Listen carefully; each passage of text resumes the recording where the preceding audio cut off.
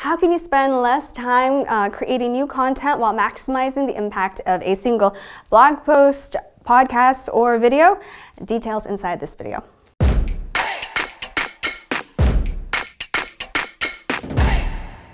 Hey, it's Gia from Brand24, and today I want to talk about repurposing your content.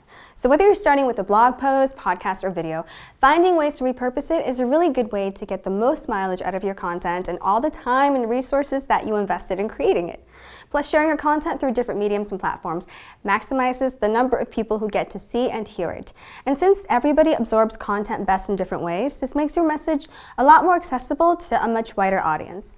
So it is a no-brainer. If you create content, then you should be repurposing it. The only question is how, and are there any restrictions? So we'll go over the how in just a moment, but first, the main rule of thumb for repurposing content. Taking a single piece of content and repurposing it in, let's say, 3 different ways is generally less time consuming than creating 3 brand new articles, videos, or podcast episodes. However, this doesn't mean that you should repurpose every single piece of content that you have. Stick to repurposing evergreen materials that people will be interested in for years to come. Basically, you can skip real-time content like a special event to celebrate your bakery's 5th year of business and stick to repurposing more evergreen topics like how to bake the perfect birthday cake or where to find the best bakeries, things like that. Anyway, let's take a quick look now at a few different ways you can repurpose a single piece of content, plus a few tools that can help you with this. So one of the first things you want to consider is different mediums. Let's say there are 3 basic forms: text, audio, and video. If you're a blogger, you might consider turning a blog post into a podcast or a video. If you're a podcaster, you could turn an episode into a blog post or video. And the same goes for vloggers. You can turn a video into a blog post or podcast. So these formats are not exclusive anymore. It's kind of a content round robin, and there are definitely tools that can help you with this tool. Like Audacity. This is a free recording software that you can use to turn a blog post into a podcast episode. Just hit record, start talking, and then upload your recording onto a platform like SoundCloud. Add some intros and outros, and the rest are just details. You can also use Audacity to strip down the audio from one of your videos and then reformat it into an MP3 for your podcast. And Trint is a transcription tool that you can use to turn your podcast or video into a blog post. So the AI automatically generates a transcription of any file that you upload, and then you can edit it, format it, and add some images to turn it into a blog post. Or you can even use YouTube to get text from your audio or video files. Just upload your file onto YouTube and then have subtitles that you can then download, edit, format, and turn into a blog post.